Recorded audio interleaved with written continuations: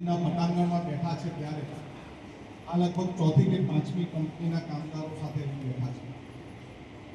મુખ્ય પ્રશ્ન અમારે સમજવો હતો અને એના માટે જ આપણા ભાઈઓ મારા ઘરે આવ્યા ત્યારે એમને કીધું કે બધાને મળાવો અને બધા સાથે બેસીને ચર્ચા કરો.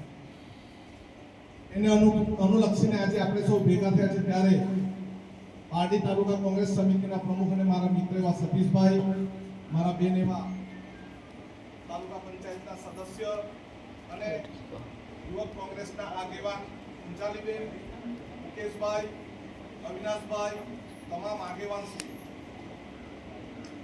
મેં એમની જોડે જે વાત કરેલી કે એવું નહીં થાય કે 10 જણા મારી પાસે આવ્યા અને આવીને પછી કંપની પાસે અમે વાટાઘાટ કરવા માટે જઈએ, લેબર ઓફિસર પાસે જઈએ, ન્યૂઝ અને મીડિયાના માધ્યમથી અમે લોકોને કહીએ ત્યારે 300-400 કામદારોના બદલે માત્ર 10 જ કામદાર આવે એવું તો નહીં થાય ને? ના. બધા સાથે છે ને?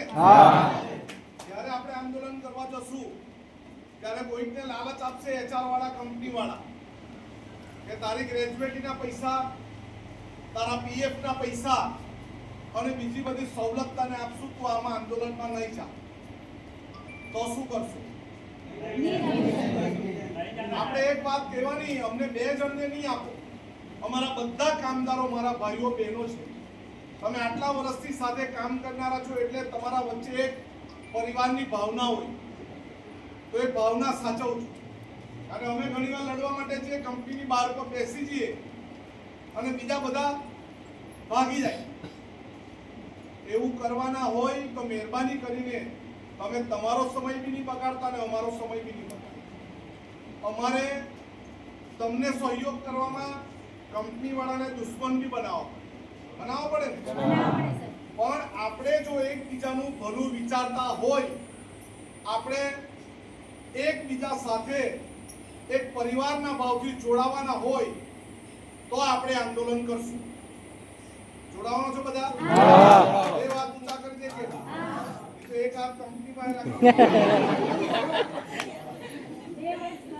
આવું કહેવાનો કોઈને મારે દુખી નથી કરવું, તમને ન્યાય અપાવવાનો છે અને એના માટે જ અમે તમારે અમારા સુધી નહીં આવવું પડે એટલે અમે તમારા સુધી આવ્યા છે.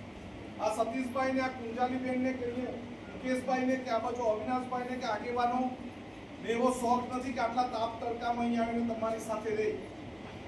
બધા સારા સંપન્ન ઘરના છે, ઘરે જઈને સૂઈ જાય ને તો બી એનું ગાડું ચાલ્યા કરે, ચાલે ને?